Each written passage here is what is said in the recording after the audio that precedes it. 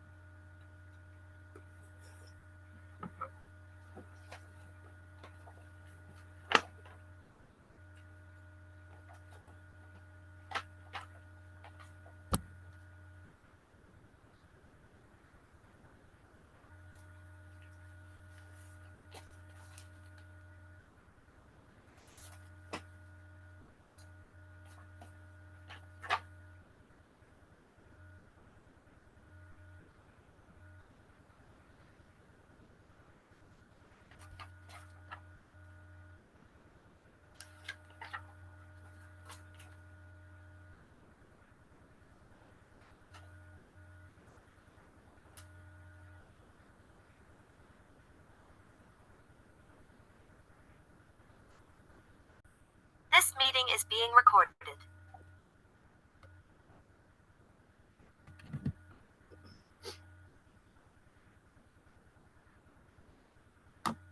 Hello, everybody. I think we've got everybody here from the board. Mike, are you here? Yes, I am. Great. I see Laverne's with us and Nancy's with us and Adir is with us. Lynn, I see you're with us. Is everybody from your team that's going to be here? Yes. We Okay. have Scott Goddard, who is with the proponent, Jonathan Silverstein, our attorney, and we have Dan Merrican, who is our civil engineer. Great. So let's get started. This meeting is being recorded. We are resuming the hearing on the application by Robert Recchia for the issuance of a comprehensive permit under General Laws Chapter 40B, Sections 20 through 23 for parcels on Trout Brook Road, Chickering Drive, and Edgewater Drive in Dover. I think what we probably want to do is start with John Reardon's input. He submitted a letter late yesterday, with his initial comments on the materials submitted by the applicant. Could I ask you, there was a matter that was not finalized at the last hearing with regard to a request that you had made at the applicant with regard to the scattered site issue? And what about it?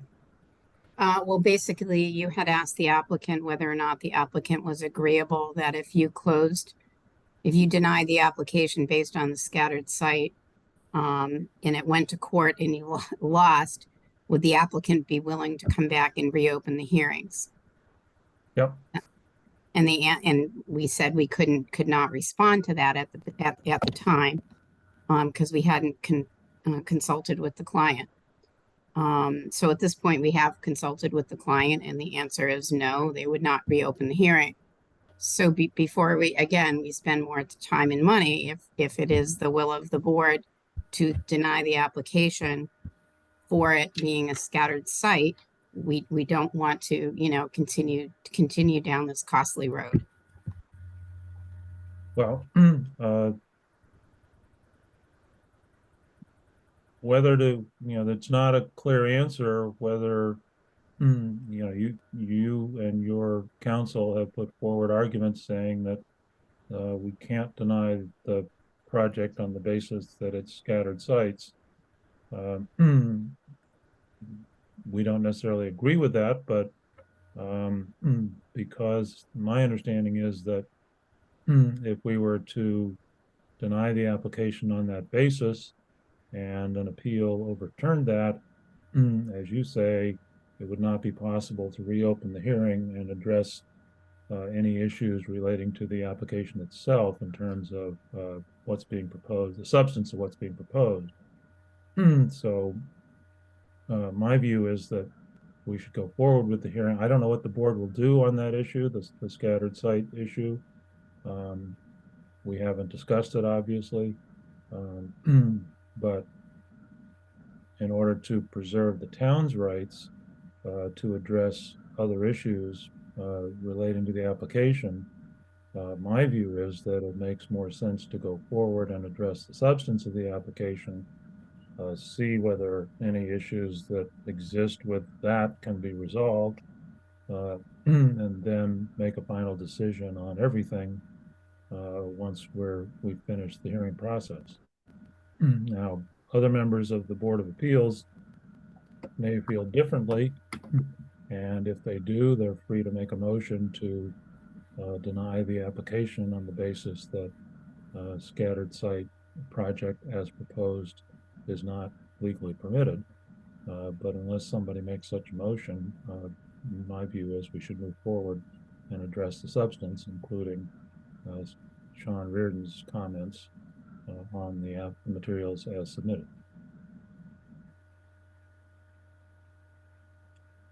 Laverne?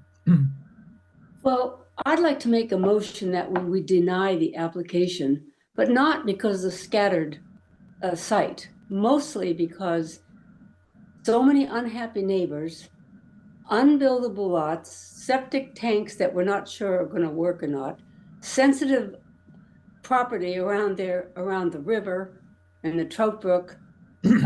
Neighbors have been there for years. They've been unbuildable lots. Now we're going to wave a magic wand and make them buildable.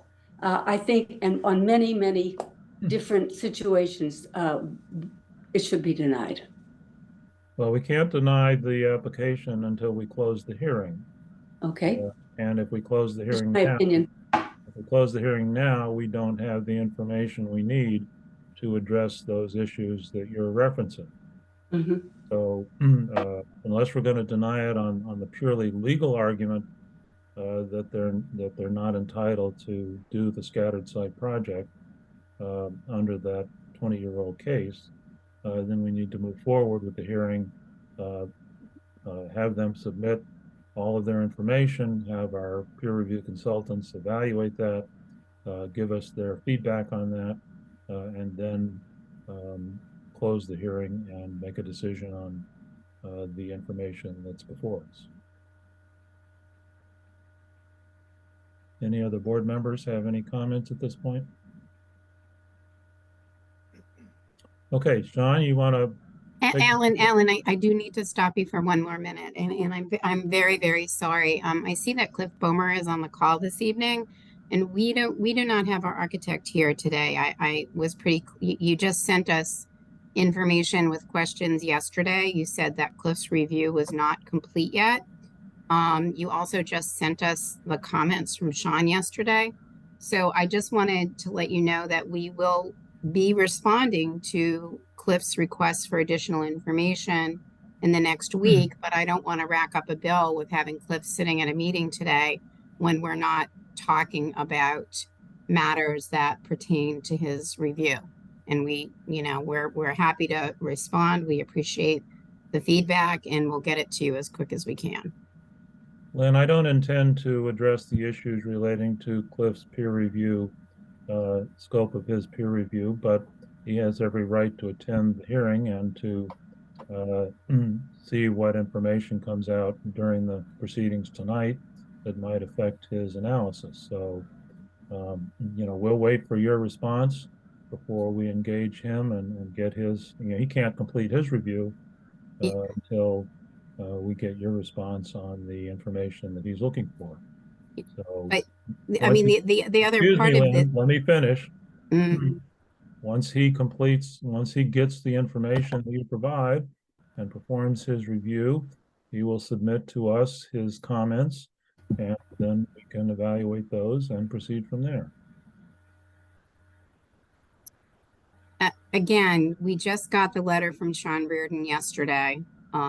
We have our civil engineer here today, but we are not in a position to go through every single comment that Sean has provided. We appreciate his work, but our consultant now needs to, again, respond to those requests. So it's somewhat of an unfair exchange to be going into matters of substance that we haven't had any time to digest. And honestly, this has been consistent through these ZBA hearings that we provide stuff weeks in advance and that you provide information literally the day of or the day before. So I just want that on the record. It's your meeting. We'll listen and respond as best we can. Then you provided your last batch of information on November 15th. That was 2 weeks ago. During that time, we've had the Thanksgiving holiday, and it takes time to evaluate the information that you submitted. So we've worked with Sean before. He works diligently. He works thoroughly. I'm sure he did his best to get this to us as quickly as he could. We don't expect you to respond fully to his comments tonight, but it's an opportunity for him to present to the board members and to the public his initial response to your materials and to indicate to you any questions he has for additional information so that you can then, before our next hearing session, respond with information that helps him complete his analysis. There's nothing unusual about the way we are proceeding, and in no way prejudices your client, and I would like to move forward. We'll note your position on this, but I think we need to move forward. We have a limited amount of time to deal with this application unless you agree to extend the deadline. So we're moving forward, and you can respond to it as you wish. Sean, the floor is yours. All set? All right, good evening, everybody. My name is Sean Reardon. I'm Vice President with Tetra Tech, and we've been hired to help with the technical review of the application. And in doing so, we reviewed the application materials that were provided a couple weeks ago. And similar to the first set of documents, really well done, very professional, very thorough. Most of our issues probably stem just from how challenging the sites are. I mean, these are clearly sites that are marginal and obviously present several challenges. So, my comments aren't necessarily criticisms, more observations and things that we'd like to see addressed. Don't want to give you the impression that we're at all disappointed or think the work wasn't well done. And as you mentioned, we did submit a letter yesterday, and in the hopes of having something so people could have in their hands for this evening.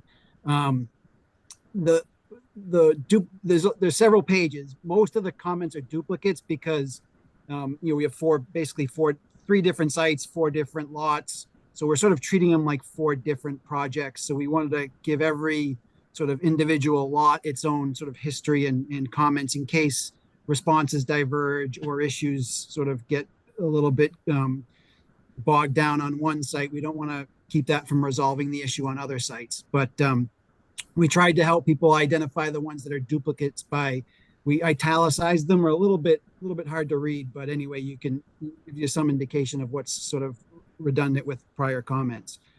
Just real quickly to cover the key points. I think the biggest issue stems from the fact that as you currently go down the road in front of each of these sites, the water sheets off the road directly onto the property, across the property into the wetland. Every one of these projects includes a significant fill, which sort of tilts it in the opposite direction. So now instead of water flowing off the roadway, off the public way, onto these lots into the wetland, there's now this sort of big dam, sort of not the end of the world, right? Because they're just small lots, you can get water around them. But I think there hasn't been a whole lot of attention paid to sort of that intersection zone where the water now is accumulating at the edge of the right-of-way where it doesn't currently today. So we've called out sort of several questions we have on grading, and we think that a little bit more attention needs to be paid to some specific conditions that, if unaddressed, could end up with ponding on the public way, or could, at worst, end up with puddling in the road, which we don't want. The other issue is, I think more recently from the information that was added to the plan, think almost every one of these, actually all 4 projects have some form of either compensatory storage or wetland fill, not wetland fill, floodplain fill that's happening. So it really complicates things. And just for people's understanding on that, if you picture the floodplain as like a bathtub, the rules are if you fill that bathtub, you're displacing water or stored water. So you've got to go dig a hole somewhere else so that you don't lose that volume of storage. It becomes a challenge because you have to do it at the exact same elevation. The plan does a good job of identifying potential compensatory storage areas. However, it says the compensatory storage is going to end at the limit of the current floodplain, and by definition, it can't. The compensatory storage has to extend into the floodplain because otherwise, the water never gets to where it wants to go. So it's something that needs to be addressed, I think, more completely, because it, as currently shown, the limit of work is going to extend much further out than what's currently indicated. Then I think Laverne alluded to this a little bit. We don't have any data on the septic systems. So right now, the septic systems are really like designed to the finest. There is no flexibility left. They barely comply with basically almost every setback requirement. So without any information to suggest whether the system is sized properly, or we have no way of determining whether or not those systems as shown are viable. And if they're not, there's potentially no other solution for solving that problem. But those are the big issues. The one I'm most concerned about is just making sure that there's no water pooling back on the public way or on the roadway, or more importantly, being shunted across to other abutters' property. I think there's one parcel in particular, I think it's next to the Gordon's property, that there's like the fill on the subject parcel is causing the water to be pushed towards their property as opposed to flowing across the subject property. So we want to make sure that the end result of these projects, if they do happen, isn't something that's going to cause impacts on other people's property. And those are pretty much my biggest comments. None of which I think are unsolvable, but will require some work to sort of address. John, beyond what you've said in your letter, is there anything more specific you want to say about those couple of major issues in terms of what you need in order to finish evaluating the viability of the proposal? No, at this point, my letter captures everything that I've noticed to date. So my letter is, I'm glad you mentioned that. My letter is sort of the end product. That's where everything gets tracked and resolved. So as this discussion goes on, each one of these numbered items will be closed out either with a condition or with the applicant having provided the information we've requested. So everything will be documented in the letter. So in the Red Robin Pastures project, you started with a letter like this, and then as we progressed through the hearing, you indicated to what extent you got feedback from the applicant and to what extent that resolved each of those issues. Is it your plan to do the same thing here? Correct, but we are much further along in terms of the quality of the materials than when we started on Red Robin. Okay. Lynn, do you want to comment at this point? Do your folks want to ask any questions or get any better understanding? Thank you. Better understanding what Sean has indicated? I think Dan Merrican is probably best to respond to that. I think the only thing that I'm going to comment on is with regard to the septic that is going to have the tires fully kicked at the Board of Health under Title V down the road. So I suspect that Dan can talk about how he's going to approach addressing Sean's comments. They have played these roles before, and we appreciate all of Sean's work. So Dan? Sure. Thank you, Mr. Chairman. Dan Merrican with Legacy Engineering. I'm not going to say too much. I did review Tetra Tech's memo. I didn't see anything in there that is a major problem for us to address. We do have plans that are pretty well advanced in terms of detailed information. So providing that additional grading information, compensatory flood storage information, and a little more framework for the septic design is not a problem. So we'll provide a point-by-point written response for Sean and his team, and we will get that to you. Great. Alan, if I could ask just one quick question. Dan, Yep. I see you're working real hard to satisfy stormwater standards, despite there being a clear exclusion for, single family homes and particularly developments of 4 lots or less. I'm just wondering if it's because there's things that you're doing in an effort to sort of satisfy standards that don't apply that I'd almost prefer not to see. So for example, you're draining the driveways off into your infiltration systems. To me, I'd rather just have those infiltration systems be for roofs and then not sort of worry about the driveways so much, just because, you're going to have a well nearby. You're going to have, a higher tendency for fouling if you've got runoff coming from the road. So just interested in hearing what your thoughts were about sort of complying with the standards. Well, you and I can chat about this, but I believe our standard is to the maximum extent practicable. We're only 4 lots, but we are in a sensitive area with a zone 2. So that's Okay. a little different. So obviously maximum extent practicable is kind of a vague requirement. So I do have no problem with your suggestions about how to kind of maybe take a different approach towards the stormwater management systems and focus on roofs and not so much driveways. It's not a problem at all. Okay. Okay. Yep. Lynn, anybody else on your team want to respond at this point or comment in any way? No, I mean, in talking with our team this morning, I believe, as I said, that we are hoping to turn around the response to Cliff's comments that we are going to respond to in the next week or so. I think that in talking with Dan, he needs a good couple of weeks, just because there's a lot of calculations involved. But we don't have anything else in our plate, and we were looking at December 20th as an extension date if you're ready to have that discussion. Okay. One thing we need to do is to have a site visit for the board. And I think it makes sense to try and do that before we get into full winter conditions. Okay. When would you like to do that?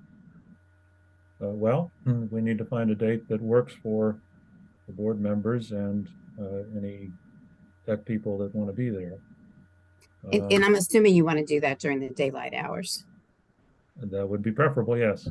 Okay. I just didn't know if your board members needed it before work or in the middle of the day. So just trying to get a sense of what time of day you're thinking. Well, when we've done site visits, particularly when the evenings are short, is to do it early in the morning, 8 o'clock or 8:30.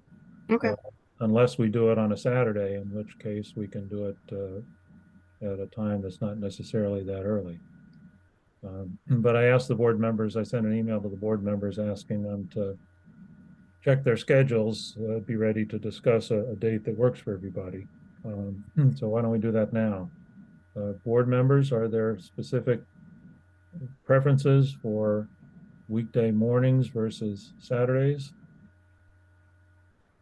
Doesn't matter to me. I'm free. Mike? Yeah, I would prefer a weekday morning. Okay. Nadeem? Same. Weekday would be best. Mondays would be best. Nancy? I'm flexible. Okay. So sounds like Monday morning would be best. A Monday morning. Is there any reason not to go ahead and do it earlier rather than later? Yeah. December 4th would be the first Monday.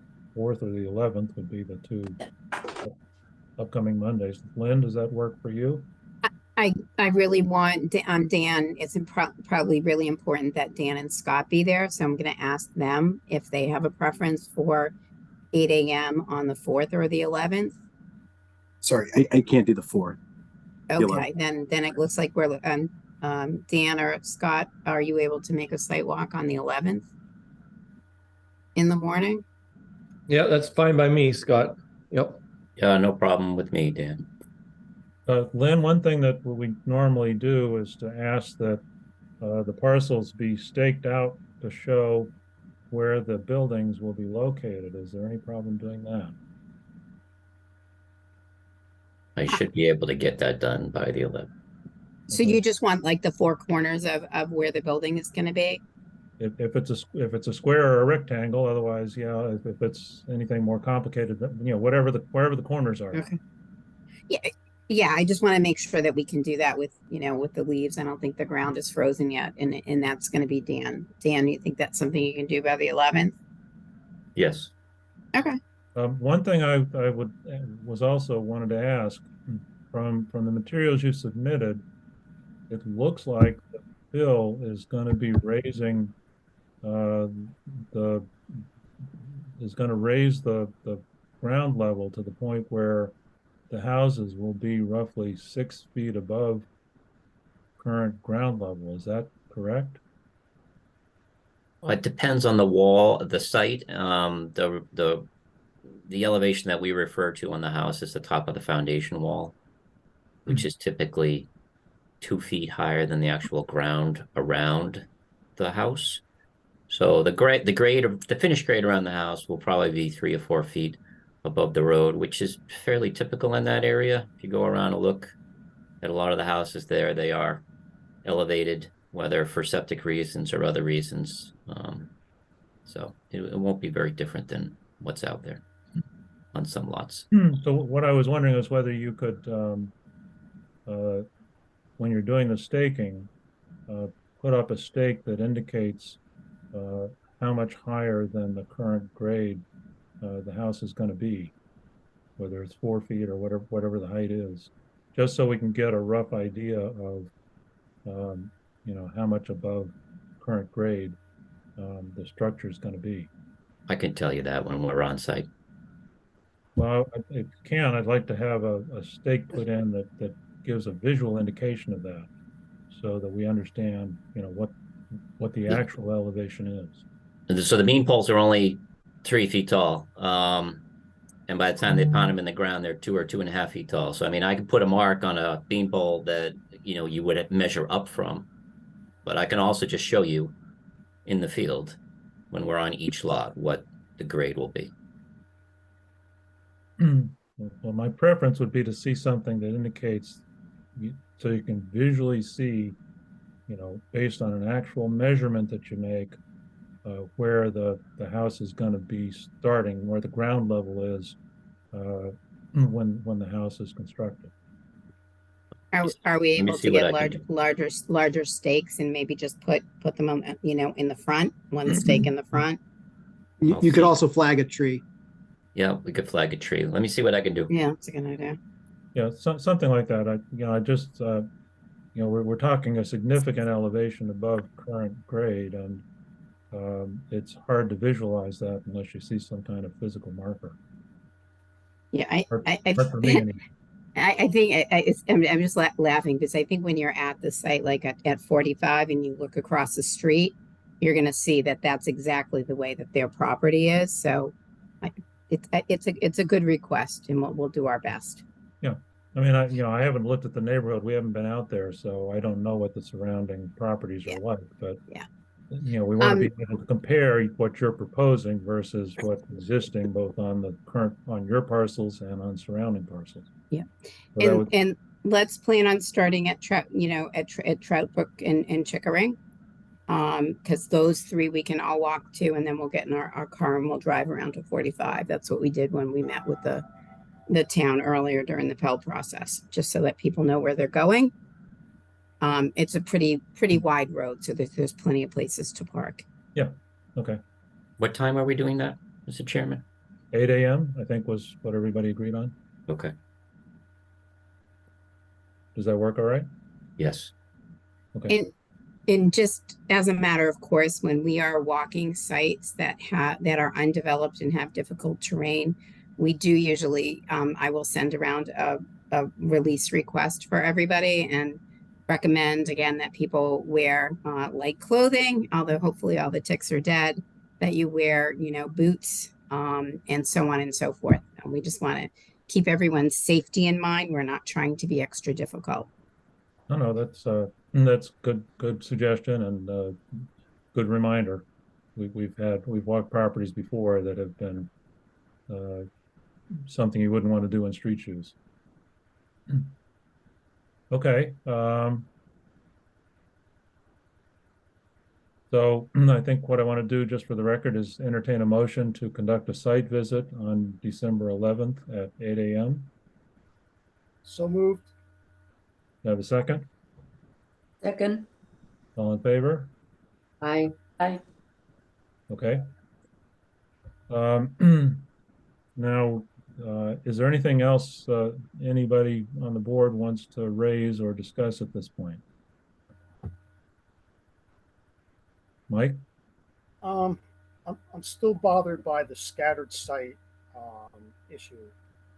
I think on one front, you know, it wasn't really conclusive to me that Mr. Silverstein made an argument that said it was legal and it's been done before and it's not a big deal. I looked at the argument from the neighborhood. I think the lawyer was Murphy. I'm not quite sure if that's right, but I think he had a really good and cogent argument against it. And what kind of bothers me is if we go forward and this project gets approved, we're going to be setting a bad precedent for other towns and other locations where they can use the Dover scattered site as a kind of a milestone or a marker to say, hey, look what they did in Dover. It wasn't a big deal. Now we can do it here. There are no guardrails on this. You know, is there like a 10-mile radius where you could have a scattered site that could have a bunch of properties as long as they're within 10 miles of each other? You can have that 40B built anywhere, or can it be like a multi-town radius, you know, like 15, 20 miles? There's nothing, no bounds on this. I just think that it's going to be a bad precedent, and I think that once this is done, if we do it without any type of language that contains it or describes it or does something to kind of keep it in bounds, I think that this could get out of control. And it just bothers me that that we're still doing it. Well, Mike, so here's procedurally, here's where we are. That issue has not gone away. It's still there. But there are other issues in terms of the substance of the proposal that, you know, some of them Sean Reardon has identified in his letter, which may or may not be addressed satisfactorily. We still have to hear from Cliff Ballmer, and any issues he raises need to be addressed and hopefully resolved. Once we've gone through all of that and we've gotten all the input we're going to get from the applicant, then we will close the hearing, and then we will have a discussion of all of the issues, whether it's the scattered site legality issue or the substance of the proposal, and whether there's issues with septic or groundwater or anything else. And then we will ultimately take a vote whether to grant a comprehensive permit or not, subject to whatever conditions seem appropriate.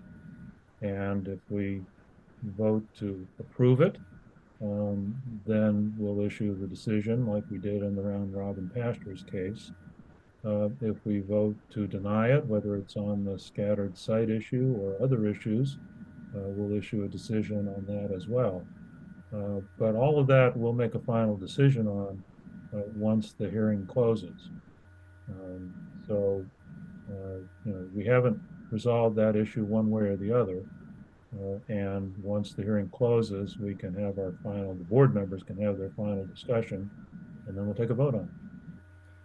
Okey doke. Gotcha. Thank you. Board members, anything else? Okay, we need to figure out a date to continue the hearing to.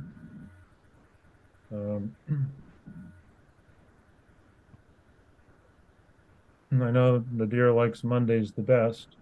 Lynn, when is it that you hope to get us feedback on Cliff Bomer's issues?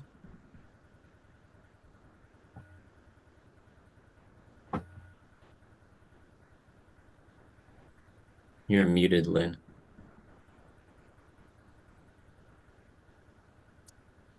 Sorry. I think we were looking at trying to get them to you by the 6th. And when we, and then hopefully getting, the rest of our materials, on civil to you by the 13th.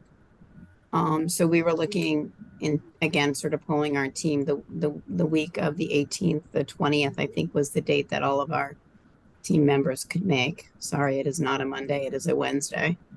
When you say other materials, you're talking about responding to Sean's Yeah, we'll have all the response to Sean's letter.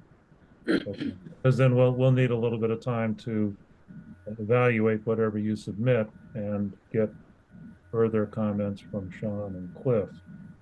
I'm not sure, 20th sounds a little ambitious if we're not going to get everything from you before the 13th. As I said, we'll get Cliff's information to the 6th. We're not going to be providing everything that he's requiring. And I'm happy to have a quick conversation about that right now. Because there is no lighting plan. The lighting, for example, is going to be on the buildings.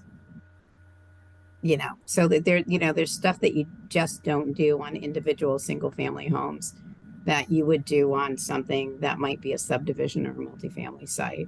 So there's not going to be a lot I'm not to sure review. he's expecting that you will, have substantive materials to submit in response to each of the points he raised.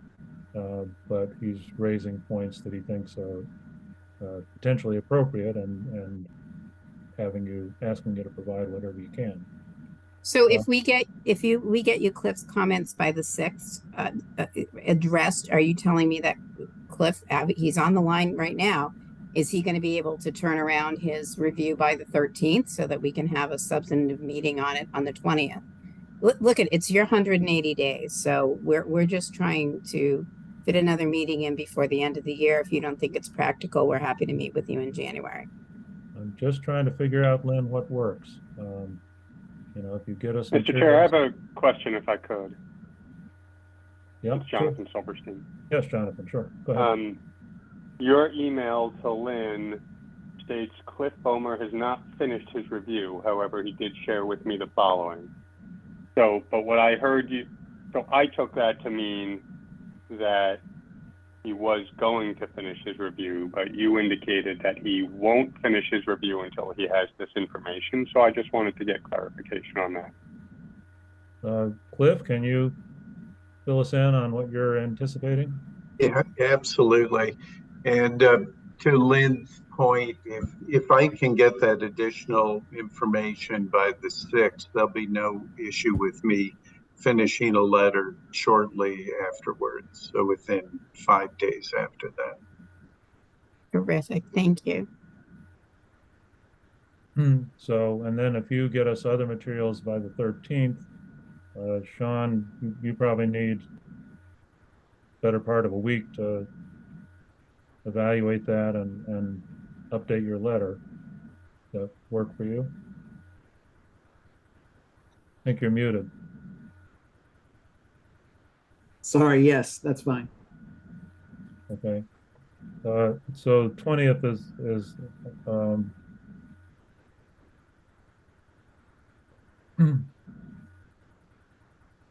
I'm not sure the 20th works for me. I don't know what works for the board. I have a big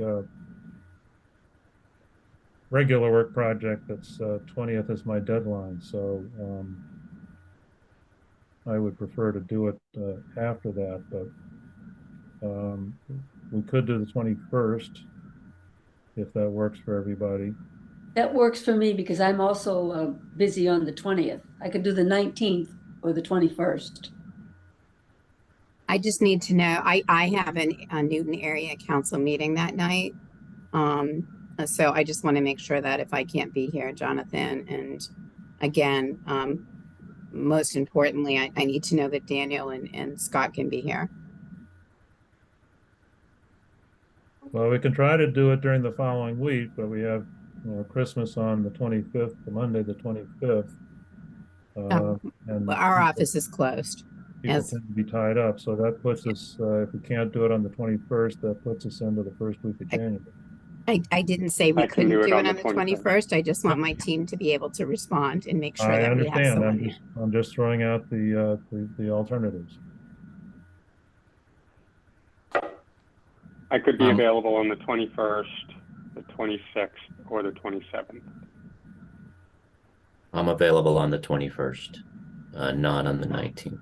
I'm available the following week as well. Yep. This is Scott. I'll make any day work. Yep. Does the 21st work for you, for your board, Mr. Chairman? Just gonna confirm that. Mike and Laverne and Nancy and Nadir, does the 21st work? Yep. Yes. It does. And Sean and Cliff?